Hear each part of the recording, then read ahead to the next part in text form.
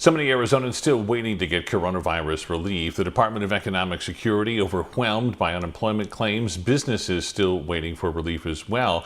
And Pinal County has apparently had enough. They are suing over the federal CARES Act dollars, saying Governor Ducey isn't doing enough to allocate those dollars to smaller communities.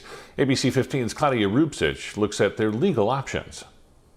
Legal experts say we may start to see more lawsuits filed against state leaders who aren't doing their jobs. We keep hearing we're working on it, whether it is the CARES Act being released to the cities and to the counties, or whether it's the DES issue, whether it's those benefits. Because at some point, our leadership, our governor, our legislature, everybody has to say these are our top priorities, and we're going to do everything we can to address these top priorities. Kent Volkmore is the Pinal County attorney leading a lawsuit against the federal government. The CARES Act gave money directly to cities and counties with populations over 500,000. An additional $1.8 billion went to Governor Ducey to distribute to the rest of the state. The county says towns and businesses are suffering due to Ducey's inaction to give out those funds. So really what this is about is standing up and saying no. Volkmore says these kinds of lawsuits involve social welfare legislation.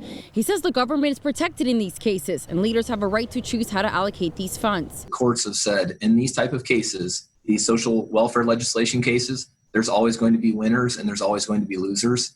There's never enough money that everybody gets something. There are many who've been waiting for unemployment benefits for more than 2 months. DES has been slow to launch federal assistance programs and provide clarity on when people could see relief. Volkmore says these system failures impact all of us. We are all much more dependent on each other than I think anyone ever wants to admit.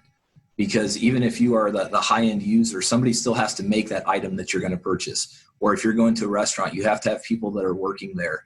And you have to have those people that make money that then essentially are buy the product. He says because these lawsuits can be tough to win, it's more likely that people will come together to share personal stories and apply moral pressure on the governor and state leaders. We need to start making decisions. And there are certain decisions and there are certain priorities that I think are easy. I think making sure people are being taken care of, people aren't losing their businesses, aren't losing their houses, people have the ability to pay for food. Those should be our highest priority as a government. I'm Claudia Rupsich, ABC 15 Arizona. We want to get you answers. We want to